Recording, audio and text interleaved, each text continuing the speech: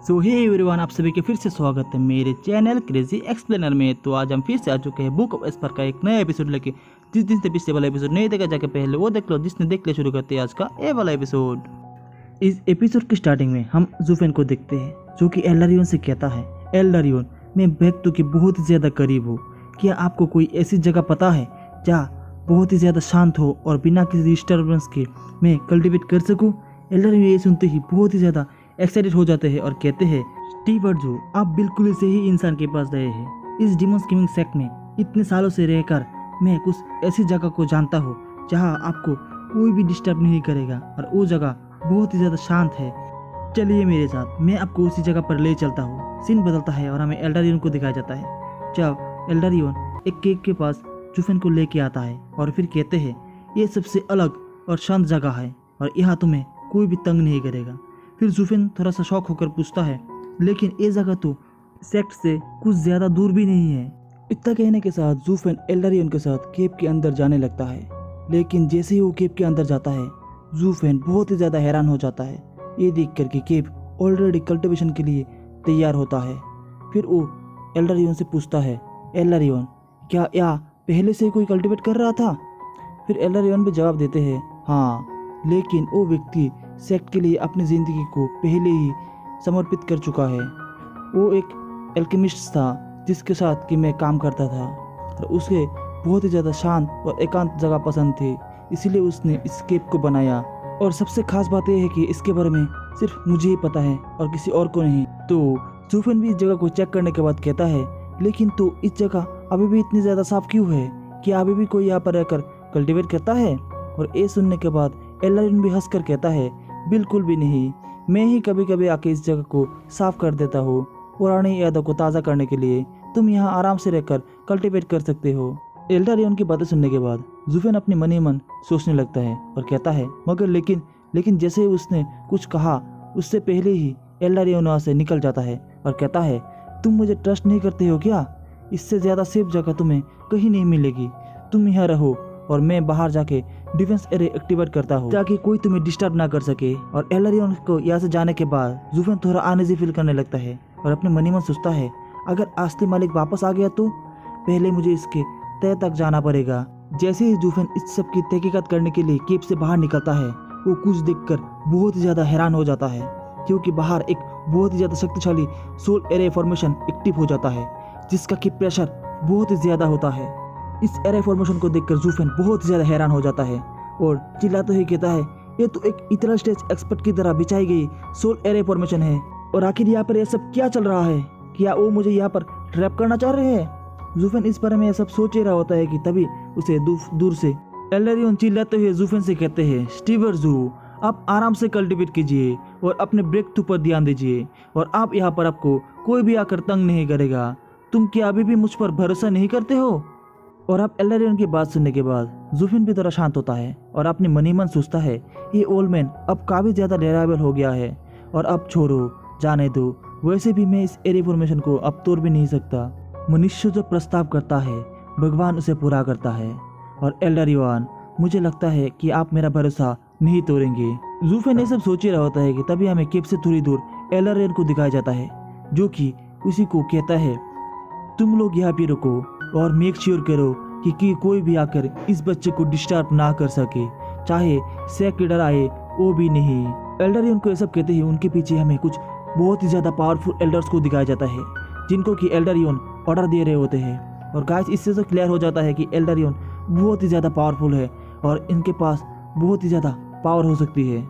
एल्डारियन की वहाँ से जाने के बाद हमें उस गुफा से बाहर 5 पावरफुल एनर्जी को आसमान में जाते हुए दिखते हैं और जिसको कि देखकर रेड हेयर वाला वेनरेबल्स भी बहुत ज़्यादा हैरान हो जाता है और कहते हैं, क्या वही हो सकता है? उसके साथ वाला एल्डर्स भी कहता है, ये तो एम्पर्स 5 विक्टोरियस बैरियर है। दूसरी तरफ हमें सेक्रेटरी को दिखाया जाता है जो कि दूर से उस एरे फॉर्मेशन को देख रहे होते हैं और उनको पहचान के कहते हैं, हाई वेनरेबल्स। तो गाइस हमें स्टोरी में भी क्लियर कर दिया गया है एल्डारियन ही हाई वेनरेबल्स है। तो गाइस इसके साथ हमें इस पहाड़ी को दिखाया जाता है जहाँ पर वेनरेबल जी भी उस बैरियर को देखकर पहचान जाते हैं और कहते हैं, क्या वो अभी सेकुलर कल्टिवेशन में है? फिर हमारा सीन बदलता है और हमें केव का अंदर का सीन दिखाया जाता है जहाँ पर जूफेन अपने अशुरा ब्लू फ्लेम को एक्टिवेट करते हुए अब ब्रेक थ्रू के लिए कल्टीवेशन कर रहा होता है। फिर वो खुशी से कहता है, ये जगह सच में एक बहुत ही बड़ा ट्रेजर है। मैं बिना किसी रुकावट के प्रोफाउंड हेवन स्टेज के 8th लेयर से रेडियम स्टेज के 8th लेयर तक आ चुका हो। कुनफेंग सही कह रहा था, अशुरा ब्लू फ्लेम्स सोल को रिफाइन करने के लिए बेस्ट है। और गाइस, जिनको भी कुनफेंग के बारे में नहीं पता, वो वही मिस्टिकल बीस्ट है जिसने कि जूफेन को वही अशुरा ब्लू फ्लेम दी थी। फिर अगले सीन में हमें दिखाया जाता है जूफेन को कुछ महसूस होता है जिसकी कि उसकी आंखें बहुत ही ज़्यादा बड़ी हो जाती है और अपनी अशुरा फ्लेम को रिलीज करते हुए बहुत ही ज़्यादा जोर जोर से चिल्लाने लगता है। फिर वो अपना सर पकड़ के कहता है, इतना ज़्यादा दर्द क्यों हो रहा है, जैसे मेरा सर फटने वाला है। और फिर वो अपने दांत कसते हुए कहता है, मैं अभी रेडियम स्टेज के पीक तक पहुंच चुका हूँ और आप उसके आगे नहीं जा सकता। अब बिना कोई सोल ट्रांसफॉर्मेशन के आगे नहीं बढ़ा जा सकता। और इसी के साथ जूफेन अपनी सारी अशुरा ब्लू फ्लेम्स को कंट्रोल करने लगता है और उसी के साथ अपने सोल को कंडेंस करना शुरू करता है। जिसके बाद जूफेन दर्द में हंसते हुए कहता है, एक रेडियम स्टेज एक्सपर्ट के पास इथियल स्टेज एक्सपर्ट का सोल पावर है। अगर ये कोई अफवाह होती, कोई भी इस पर विश्वास नहीं करता। और इसी के साथ जूफेन की बॉडी से 9 ड्रैगन वेन सोल बाहर निकलती है, जिसको कि देखकर जूफेन कहता है, ये अभी भी 9th आई ड्रैगन सोल है। मुझे 10वीं soul 10th haven dragon opening के लिए चाहिए था और मैं देखना चाहता था 10 ड्रैगन सोल से क्या होता है। लेकिन अब इन 9 जानवरों को दबाए रखना आसान नहीं होगा, जबकि मैं अब इन 9 आध ड्रैगन सोल के साथ फंस गया हूँ, तो इसे अभी करना बेहतर होगा। तभी जूफेन अपने हाथों की तरफ देखता है जहाँ पर उसकी अंगूठी चमकने लगती है और ये देखकर कहता है, ये तो ड्रैगन का ऑरा है। तभी मार्शल ड्रैगो का वेपन अपनी रिंग से बाहर निकलता है जो उसने ही जूफेन को दिया था और जिससे एक और 8 ड्रैगन की सोल रिलीज होता है। और ये देखकर जूफेन मार्शल ड्रैगो की बात याद करता है जहाँ पर मार्शल ड्रैगो ने कहा था, ये ड्रैगन स्लेयर क्रिश्चियन ब्रीड मेरा सबसे बड़ा गर्व है और मुझे ये तब मिला था जब मैं फर्स्ट एक्सपीरियंस करके मार्शल ड्रैगो बना था। ये सारी बातें याद करके और उस पेपर के अंदर से 10वीं ड्रैगन पेन को सोल को बाहर निकलते देख जूफेन बहुत ही ज्यादा खुश हो जाता है और खुश होकर कहता है, 10वीं ड्रैगन सोल यहाँ थी। और भाग्य की बात करें तो किस्मत अब मेरे साथ है। और मार्शल ड्रैगो, तुम्हारी मौत के बाद भी तुम मेरी इतनी मदद कर रहे हो, मैं तुम्हारा बहुत ही बड़ा आभारी हूँ। फिर जूफेन मार्शल ड्रैगो के ओपन को पकड़कर सारे ड्रैगन पेन सोल को एक साथ कर मार्च करने के लिए कुछ एन्चेंटमेंट करने लगता है और कहता है, हेवन ड्रैगन की पावर, हेवन ड्रैगन में बदलने के लिए मेरे आगे झुको और मुझे बाव करो और हेवन ड्रैगन में बदल जाओ। जूफेन का इतना कहते ही केप के अंदर से एक जबरदस्त एक्सप्लोजन की पावर स्काई की तरफ शूट होता है और फिर हमें बताया जाता है ड्रैगन वेन सोल अब train dragon heaven opening dragon में बदल रहा है। इसी के साथ एक बहुत ही बड़ा एनर्जी का ब्लास्ट होता है। फिर हम एक ड्रैगन की आंख को देखते हैं जो कि कहता है, एक इंसान मेरी ड्रैगन टोम की पावर को लेने की हिम्मत करता है, पर पावर लेने के बजाय वो खुद को खो देगा। लेकिन उसी ड्रैगन के पास एक और इंसान खड़ा रहता है जो कि अपने शांत होकर कहता है, मास्टर, इंसान की किस्मत बहुत ही ज़्यादा अजीब होती है।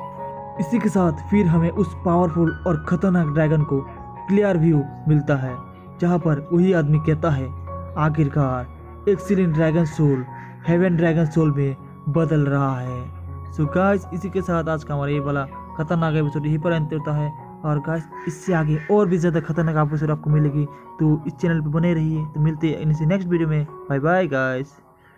एपिसोड की शुरुआत होती है वही शानदार सीन के साथ जहाँ पर हेवनली ड्रैगन एक आदमी के साथ बैठा होता है। फिर वही आदमी कहता है, क्या heaven dragon soul excellent double dragon gathering से दौरान नहीं बनी थी? फिर ड्रैगन जवाब देता है, इस दुनिया में कुछ ही लोग हैं जो मेरी शक्तियों को झेल सकते हैं।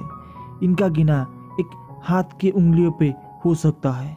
इंसान कभी अपनी सीमा नहीं समझेंगे। तुम्हें हेवन ड्रैगन सोल के बारे में सुना ही होगा, लेकिन क्या तुम्हें पता है कितने लोगों ने कोशिश की और फेल हो गए? मेरे सोल का एक टुकड़ा बनाना भी इंसान के लिए अपनी जान दाव लगाने पर जैसा है। और अगर मैं यहाँ पर बंदा नहीं होता तो तुम मुझसे बात भी नहीं कर पाते। ड्रैगन के सामने बैठा बंदा कहता है, हाँ मास्टर, अगर ये इतना ज़्यादा खतरनाक है तो क्या मुझे भी इसी चीज से झेलना पड़ेगा?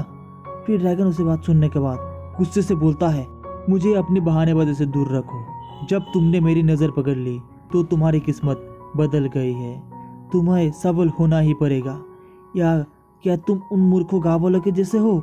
सिर्फ मेरी मदद से ही तुम सफल हो सकते हो। आदमी मुस्कुराते हुए कहता है, मास्टर, मैं कभी आपके आदर्श से विरोध नहीं जाऊंगा। मैं नहीं चाहूंगा कि मास्टर मेरी जिंदगी को जलाकर खाक कर दे। ड्रैगन हंसकर कहता है, अच्छा है, इतना हौसला होना चाहिए तुम में, वरना सेक्रेट डोमेन में भाग जाओ, वरना मैं तुम्हें चीर फाड़ दूंगा। और क्या वो 10 अर्थवर्म रेडी है? ये सुन उसके सामने बैठा बंदा कहता है, मास्टर, वो 8 ड्रैगन सोल है। और उसकी बात सुनने के बाद ड्रैगन उससे कहता है, मेरे लिए तो बस वो एक केचुए के अलावा कुछ भी नहीं है। आदमी झुककर कहता है, जैसा आप चाहे मास्टर। तभी आसमान से एक बिजली चमकती है और जिस गुफा में जूफन बैठा होता है उसी गुफा के बाहर एक सुनहरी ऊर्जा प्रकट होती है। और जिसके देख सेक्रेटर भी और बाकी सब महसूस करते कहते हैं, लगता है हाई वेनरेबल्स ने कल्टीवेशन में गहराई में प्रवेश कर लिया है। दूसरी तरफ इस पावरफुल एनर्जी को देखकर वेनरेबल शी भी जोर से हंसते हुए कहता है, हाई वेनरेबल्स, इससे कोई फर्क नहीं पड़ता आप कौन सी फैंसी मेथड का यूज करते हैं। चलो अच्छा हुआ, इससे आप काफी ज्यादा बिजी रहेंगे और मेरे काम में दखल नहीं देंगे। इसके बाद वेनरेबल सी जोर जोर से हंसने लगते हैं और हंसते हुए कहते हैं, बहुत अच्छे, ये मेरे लिए बहुत ही अच्छी बात है। फिर वो वहां से चले जाते हैं। दूसरी तरफ हमें 5 एम्पावरमेंट्स एल्डर को दिखाया जाता है, जो कि एल्डर ही उनके कहने पर जूफन के लिए एक सील बना रहे होते हैं। लेकिन उस निकलते प्रेशर की वजह से 20 टांग वाला एल्डर गंभीर रूप से घायल हो जाते हैं। साथ ही में सारे एल्डर को भी बहुत ही ज्यादा तकलीफ हो रही होती है, जिसे कि देखकर एल्डर भी हैरान होकर कहते हैं, आखिर इस अर्थ पे क्या चल रहा है जिसकी की वजह से तुम चारों एल्डर्स को भी इतनी ज्यादा तकलीफ हो रही है? 20 टांग वाला एल्डर कहता है, पता नहीं वो लड़का अंदर में क्या कर रहा है, पर ये ऊर्जा पूरी दुनिया को हिला रही है। हम ये बैरियर ज्यादा देर तक नहीं संभाल पाएंगे। हम इस विजिटेड बैरियर को ज्यादा देर के लिए होल्ड करके नहीं रख पाएंगे। हालांकि ये नहीं है कि वो इस बच्चे की पावर है, लेकिन वो बच्चा जो कुछ भी कर रहा है वो पागलपन भरा स्टंट है। दूसरी तरफ एल्डरियन अभी भी उस गोल्डन एनर्जी को निकलते हुए देख रहे होते हैं, जो कि काफी ज्यादा खतरनाक लग रही होती है। फिर एल्डरियन घबरा के कहते हैं, क्या तुम्हारा मतलब तुम कह रहे हो क्या वो हेवन ड्रैगन सोल बना रहा है? 10 ड्रैगन ओपनिंग द हेवन। ये सुन बड़ी जी बड़ा एल्डर भी शौक होते कहते हैं, नामुमकिन, ये तो बिल्कुल ही असंभव है। जब वो लड़का अंदर गया था सिर्फ वो प्रवन हेवन स्टिक का कल्टीवेटर था, लेकिन एडवांसमेंट के साथ ज्यादा से ज्यादा वो रेडियम स्टेज तक जा सकता है। लेकिन हेवन ड्रैगन सोल बनाने के लिए इथेरियल स्टेज बहुत ही ज्यादा दूर है। ये सुन एल्डरियन कहते हैं, मुझे नहीं पता, लेकिन ये जो कुछ भी हो रहा है लेजेंड के मुताबिक ये 10 dragon opening of the haven है, और मुझे लगता है ये अगला स्टेज प्रिस्मेस्टिक ग्लो होगा और उसके बाद हेवन ड्रैगन सोल का अवतार। फिर एल्डरियन हाथ में साइन बनाते हुए कहते हैं, बाकी के लोग इस सब की लालच में इसे इंटरफेयर करने जरूर रहेंगे। 5 एम्पावरमेंट, हमें इस बैरियर को बनाए रखना होगा और इसको छुपा के रखना होगा। फिर एल्डरियन अपने पावर्स को रिलीज करते हैं, जिसकी की वजह से उसके सिर से भी एक हेवन ड्रैगन सोल को दिखाया जाता है। फिर एल्डरियन अपने एक टेक्निक को यूज करते हैं, 8 dragon soul crouching dragon seal. जैसे ही वो बोलते हैं उसके सिर से एक बहुत ही बड़ा ड्रैगन सोल उस बैरियर की तरफ छोड़ देते हैं। जैसे ही वो ड्रैगन सोल उस बैरियर पर लगता है वो बैरियर पूरी तरह से गायब हो जाता है। उसी वक्त हमें वेनरेबल शी को भी उसी तरफ आते हुए दिखाया जाता है, जहाँ पर वेनरेबल शी उस बैरियर को उस पावर को गायब होते देख बहुत ही ज्यादा शॉक हो जाते हैं और कहते हैं, क्या ये सब खत्म हो गया? लेकिन कोई बात नहीं, अगले 3 दिनों तक मैं मजे से काम करूंगा, जब तक वो बुरा वापस नहीं आ जाता। वेनरेबल शी की इतना कहते ही हमें दूसरी तरफ 5 एम्पावरमेंट्स और ग्रैंड एडलर को दिखाया जाता है, जो कि अपने पावर्स का इस्तेमाल करते हुए उस बैरियर को गायब करते हुए पावर्स को स्टेबलाइज कर रहे होते हैं। एल्डरियन भी शौक होते हैं, कहते हैं वो बच्चा सच में हेवन ड्रैगन सोल को फॉर्म कर रहा है। दूसरी तरफ बैरियर के अंदर 10 ड्रैगन सोल्स घूम रहे होते हैं, जो कि 5 एम्पावरमेंट्स और एल्डरियन के बैरियर की वजह से कोई भी बाहर से उसे देख नहीं सकता। दूसरी तरफ ये सब देख एल्डरियन भी मुस्कुराते हुए कहते हैं, मैंने कहा था ना, वो बच्चा सच में एक जीनियस है।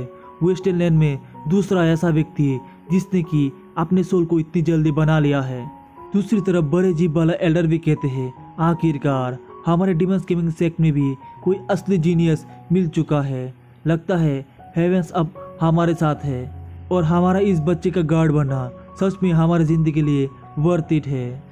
फिर एल्डरियन कहते हैं उसकी दिल का वार्निंग इसीलिए था कि उसका सोल कंडेंस हो रहा था और उसकी पावर अब सामान्य ज्ञान से पार चली गई है और जो कुछ भी बचा था उसे बनाना था।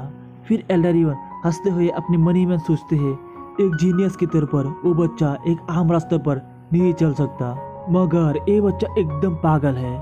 उसने मुझे बताया था कि उसके पास 9 ड्रैगन सोल है, लेकिन उसके पास 10 ड्रैगन सोल भी थी। मैं तो बेकार में ही नौकर का भूमिका निभा रहा था।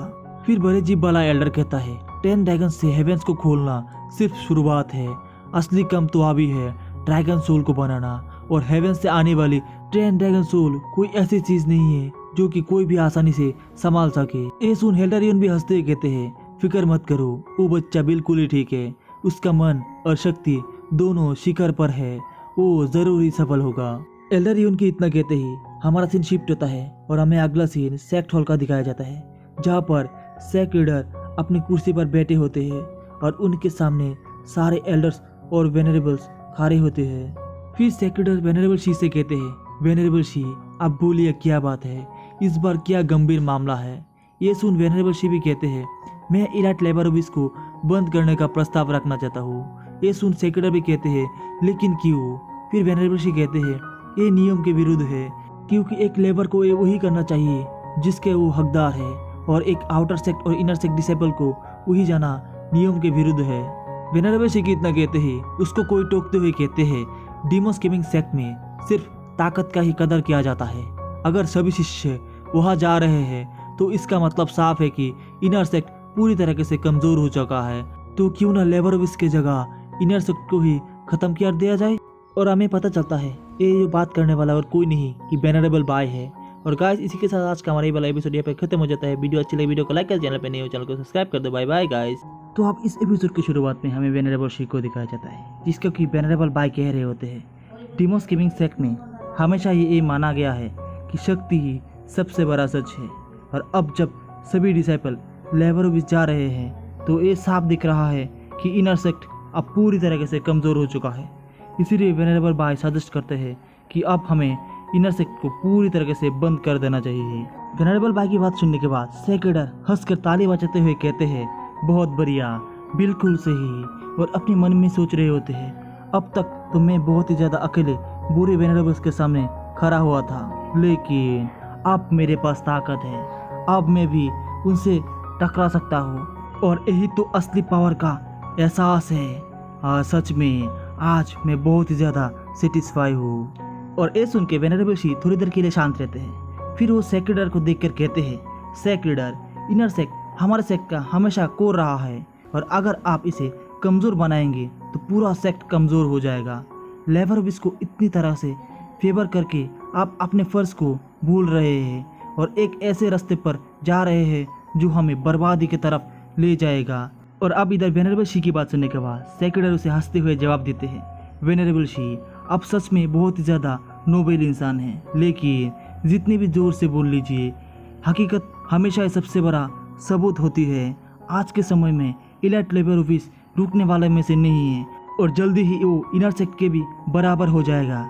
और अगर हम इसे ऐसे ही इग्नोर करेंगे तो ए सेक्ट के लिए सबसे बड़ा नुकसानदायक होगा। फिर सेक्रेटर आगे कहते हैं लेबर ऑफिस हमेशा से उन लोगों के लिए एक मौका रहा है जो मेहनत से ऊपर उठते हैं, और फर्क नहीं पड़ता वो कितना भी ज़्यादा हार्ड क्यों ना हो। अगर कोई इसे पार करके ऊपर आएगा तो वो हमारे सेक्ट के लिए एक महत्वपूर्ण इंसान होगा। और अभी जब अब सब लोग यहाँ पर है तो मैं रूल्स के अकॉर्डिंग एक लेबर ऑफिस के लिए एक्सेप्शन करना चाहता हूँ। लेबर ऑफिस के डिसाइपल जूफेन को एक इलाइट डिसाइपल बनाने के लिए उसके एक्सेप्शनल मेरिट और टैलेंट की वजह से। और इसके बारे में आप सब क्या कहते हैं। और आप सेक्रेटर की बात सुनने के बाद वेनरेबल बाय भी खुश होकर बोलते हैं सेक्रेटर जूफेन बहुत ही ज़्यादा टैलेंटेड और स्मार्ट है, और उसके मेरिट को देखते हुए सिर्फ उसे एक इलाइट डिसेबल बना देना ये काफ़ी नहीं होगा। मैं सजेस्ट करता हूँ कि लेबर ऑफिस के सबसे स्ट्रॉन्ग डिसेबल्स को भी इलाइट बनाने का मौका दिया जाए, और ऐसे टैलेंट को वेस्ट करना सेक्ट के लिए सबसे बड़ा लॉस होगा। और अब इधर वेनरेबल बाय की बात सुनने के बाद सभी एल्डर्स इस बात से सहमत होते हैं और सेक्रेटर को कहते हैं हाँ सेक्रेटरी, प्लीज आप इसे अलाउ कर दीजिए। और ये सुन के वेनरेबल शी तो चिल्लाते हुए कहते हैं, बकवास, तुम सब वेनरेबल्स और एल्डर्स कैसे इनर सेक्ट की फाउंडर की रूल्स को तोड़ सकते हो। फिर वो सेक्रेटरी से कहते हैं, सेक्रेटरी, सेक्ट के फाउंडिंग से लेकर अब तक इलाइट स्पॉट सिर्फ बेस्ट लोगों के लिए रखा गया है। लेबरोविस तो सिर्फ क्रिमिनल्स और रिजेक्टेड से भरा पड़ा है। क्या आपको याद नहीं कि पहले भी कुछ वेनरेबल्स को लेबरोविस के कारण ही इलाइट बनने के मौके से मना कर दिया गया था। वेनरेबल शी की बात सुनने के बाद सेक्रेटरी उसे जवाब देते हैं, वो रूल्स इसीलिए बनाए गए थे ताकि नेपोटिज्म और सेक्ट की बर्बादी रोकी जा सके। लेकिन ज़ूफेन और उसके सारे डिसेपल सभी लोग बेस्टों में भी बेस्ट है और ये चीज़ सभी ने देखा है और यही सेक्ट के रूल है। और रूल्स के अकॉर्डिंग अगर वेनरेबल्स और एल्डर्स का मेजोरिटी उन्हीं के पास हो तो वो लोग इलाइट डिसेपल बन सकते हैं। फिर सेक्रेटरी आगे कहते हैं, अगर किसी को ऑब्जेक्शन हो ज़ूफेन और अन्य लेबर डिसेपल को इलाइट बनाने पर तो अभी बता दीजिए। और अब इधर सेक्रेटरी की बात सुनने के बाद ज़ूफेन के पक्ष में सभी एल्डर्स और वेनरेबल्स कहते हैं, सेक्रेटरी, हम आपके डिसीजन पर सहमत हैं और हम सब आपकी डिग्री पर जाना चाहते हैं। और तभी वेनरेबल शी भी कहते हैं, हमारी ओपिनियन अभी भी अलग है और फाइनल डिसीजन अभी भी नहीं आया। लेबर्स रूल्स फॉलो नहीं करते और इलाइट एरिया में ज़रूर ही कॉन्फ्लिक्ट लगाएंगे और इसीलिए ये डिसीजन जल्दीबाजी में नहीं लेना चाहिए। और उसके सपोर्ट में भी सारे एल्डर्स भी उससे हाँ मिलाते हैं। और तभी हमें अचानक से उसी हॉल में कोई गुस्से से आते हुए कहते हैं, बस करो तुम्हारे बकवास, ये डीमॉन स्कीमिंग सेक्ट है। क्या यहाँ कभी किसी ने संत को देखा है या किसी को रूल बुक फॉलो करते हुए देखा गया है? फिर हमें दिखाया जाता है वो तीनों लोग और कोई नहीं बल्कि वही तीनों इलाइट वेनरेबल्स है। रेड हेयर वाला वेनरेबल शी से कहते हैं, तुम्हारे लॉजिक से तो इलाइट डिसेपल्स सिर्फ अपने घरों के अंदर ही बैठे रहेंगे और ये इलाइट नहीं, ये तो फ्री लेबर्स है जो कि सिफारिश से आए हैं। और अब इधर रेड एयर वाला वेनरेबल को देखकर सेक्रेटरी कहते हैं, यह इनर सेक्ट की मीटिंग है तो तुम क्या कर रहे हो? और आप रेड एयर वाला वेनरेबल कहते हैं, हमें पता चला है कि इलाइट लेबरोविस को बंद करने का प्रपोजल आया है, तो देखने आए हैं कौन इसके बीच में आ रहा है और कौन इस ब्रिलियंट जगह के खिलाफ है। इनर सेक्ट से कुछ भी प्रोडक्टिव नहीं निकल रहा है इन कुछ सालों में और अब जब कुछ अच्छा होने जा रहा है तो तुम लोग उसे बंद करना चाहते हो। और ए रेड हेयर वाला वेनरेबल शी से चिल्लाते हुए कह रहा होता है। सेक्रेटरी उनसे पूछते हैं, तुमने एक किससे सुना? फिर रेड हेयर वाला वेनरेबल कहते हैं, इलाइट एरिया एक बहुत ही ज़्यादा लोकप्रिय है और अगर हम इसे नहीं सुनते तो हम तो पूरे तरीके से बहरे कहलाते। और ये सुन सेक्रेटरी अपनी मनी मन सोचते हैं, इलाइट एरिया में ये सब क्या चल रहा है? क्या ये प्रस्ताव अभी नहीं आया था? और आखिर ये सब यहाँ पर क्या हो रहा है? और सेक्रेटरी के इतना सोचते ही हमें वेनरेबल शी को दिखाया जाता है जो कि कहते हैं, मैंने इस प्रस्ताव को रखा है। हमारे हाई वेनरेबल्स इनर सेक्ट को संभालते हैं और उनके एब्सेंस में मैं उनका प्रतिनिधित्व करता हूँ और मुझे सेक्ट के रूल्स और उसके हुनर को प्रोटेक्ट करना है। आप लोग टैलेंट के प्यासे हो सकते हैं लेकिन कोई भी लेबर डिसेपल्स एक इलाइट कभी नहीं बन सकता। और अगर एक खबर बाहर गई कि हमने ये सब ऐसा किया तो पूरी दुनिया हम पर हंसने की पात्र बन जाएंगी और वो लोग ये कहेंगे कि हमारे सेक्ट में कोई भी अच्छा नहीं है। और ये सुन वेनरेबल इंगांग चिल्लाते हुए कहते हैं, तुम इसे बेइज्जती कह रहे हो? असली बेइज्जती क्या होता है मैं तुम्हें बताता हूँ। बेइज्जती तो तब होती है जब तुम लड़ाई में जाओ और खुद पिट के रह जाओ। और याद है वो डबल ड्रैगन गैदरिंग जहाँ पर दर्जनों गए थे लेकिन सिर्फ हम चारों ही वापस आ पाए हैं। और ये होती है असली बेइज्जती। और तुम्हें याद है उन डबल ड्रैगन के बारे में? फिर सेकंड एल्डर को दिखाया जाता है जो कि वेनरेबल शी से कहते हैं, वेनरेबल शी, हाई वेनरेबल तो अभी अपने सर्कुलेशन में है और बाकी के एल्डर्स यहाँ पर है, तो इसका मतलब कोई भी अब लेबरोविस पर नज़र रखने वाला नहीं है। तो अब उन दोनों बदमाशों को इसमें बहुत ही ज़्यादा मज़े आने वाला है। सेकंड एल्डर की इतना कहते हैं, हमारा सीन शिफ्ट होता है और हमें लेबरोविस का सीन दिखाया जाता है जहाँ पर दो नए लोग आते हैं और जिसमें से एक लड़का और एक लड़की होती है। और लड़की कहती है, तो यही है ये इलाइट लेबरोविस जो पूरी सेक्ट में दंगा मचा रहे हैं। ये ज़्यादा समय से ये नहीं है लेकिन इनर सेक्ट को बर्बाद करने के लिए काफ़ी लग रहा है। लगता है ये लोग काफ़ी अमीर है और अपने सपने देखने के लिए। और ये सुन उसके साइड वाला लड़का कहता है, हाँ जूनियर सिस्टर यूजुआन, बिल्कुल सही कह रहे हो। और अब समय आ चुका है उन्हें कुछ टीचिंग सिखाया जाए। उनके अंदर शिष्टाचार और मैनर्स का कुछ भावना उनमें भरी जाए और उन्हें बता दो कि एक बार अगर कोई लेबर बन जाए तो वापस से इलाइट बनने का सपना सिर्फ सपना ही रह जाता है। यूजुआन कहती है, बिल्कुल सही, लेबर हमेशा लेबर ही रहेंगे। और इनकी हिम्मत कैसी हुई इलाइट बनने का सपना देखने की। ये लोग इस जिसके लिए वर्दी भी है। फिर एक कहते हैं, फिर वो सभी डिसाइपल के सामने खड़े होकर कहती है, तुम्हारा मैनेजर कौन है?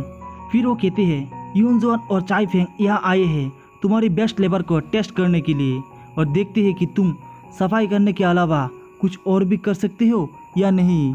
और ये सुनकर सभी डिसाइपल बहुत ही ज़्यादा एक्साइटेड हो जाते हैं और हंसते हुए कहते हैं, शिवरजू ने ऐसे ही कहा था, इलाइट लोग आ गए हैं हमारा टेस्ट करने के लिए। और इतना कहते ही वो उन लोगों की तरफ भागने लगते हैं। तभी कोई उनके पास आता है और कहते हैं, सीनियर ब्रदर चाय फेंग, आपसे मिलके बहुत दिन हो गया, आप कैसे हो? मुझे पता चला कि आप हमारे लेबर डिसेबल का टेस्ट लेने आए हैं। मुझे नहीं लगा था कि ये आप दोनों होंगे, ना कि वो तीनों वेनरेबल्स।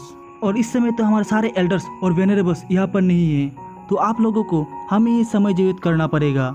तो प्लीज़ आप मुझे आपकी चॉइसेस के बारे में बताएं। गुयू की यहाँ पर देखकर चाय फेंगी हैरान होकर कहते हैं, गुयू तुम तो ग्रैंड एडर के प्राइसलेस डिसेबल नहीं थे, तो तुम फिर यहाँ पर कैसे आ गए? गुयू उसे जवाब देते हैं, मुझसे एक छोटी सी गलती हो गई, इसीलिए मास्टर ने मुझे यहाँ पर भेज दिया, लेकिन मैं इसे अपनी किस्मत मानता हूँ। और ये जगह पहले से भी बहुत ही ज़्यादा बदल चुकी है और ये जगह पहले की तरह नहीं है जो कि हुआ करती थी। और अब यहाँ अपॉर्चुनिटी है, यहाँ तक कि इलाइट को भी यहाँ से ही चुना जा रहा है, तो मुझे भी एक चांस मिलना चाहिए। और ये सुनकर ईवान अंदर से हंस पड़ती है और अपने मन ही मन सोचती है, क्या ये जगह अपॉर्चुनिटी से भरी हुई है? मुझे हंसा मत दो, हम यहाँ आए हैं लेबर ऑफिस को पूरी तरीके से ख़त्म करने के लिए। यूजो ने ये सब मन ही मन सोच ही रही होती है, तभी कोई दूर से चिल्लाते हुए कहते हैं, कमीनी यूजुआन, ये तुम हो? तो सभी लोग उसकी तरफ मुड़कर देखने लगते हैं कि ये कौन है। कोई हमें पता चलता है ये कोई नहीं बल्कि ताइवान है। फिर येजोन उसे देखकर कहती है, सीनियर ब्रदर ताइवान, तुम भी इस लेबर ऑफिस में आ गए? और सही बात है, तुम जैसे लोग तो सिर्फ इसी जगह पर होना चाहिए। और येजोन की बात सुनने के बाद ताइयांग बहुत ही ज़्यादा गुस्से में आ जाता है। फिर गुस्से से चिल्लाते हुए कहते हैं, तुम यहाँ अपनी मौत को देखने के लिए आए हो। और ताइवांग को इतने गुस्से में देखकर हमें लगता है गाइस येजोन वही लड़की है जिसकी वजह से ताइवांग को पनिशमेंट मिली है। तो गाइस इसी जगह पर आज का हमारा ये वाला एपिसोड यहाँ पर पूरी तरीके से खत्म हो जाता है। वीडियो अच्छी लगे वीडियो को लाइक कर दो, चैनल पे नए चैनल को सब्सक्राइब कर दो। तो गाइस मैं बता दूँ आगे वाला एपिसोड बहुत ही ज़्यादा मस्त होने वाली है, तो प्लीज़ चैनल को मेक श्योर कर दो, सब्सक्राइब कर दो। Bye bye guys.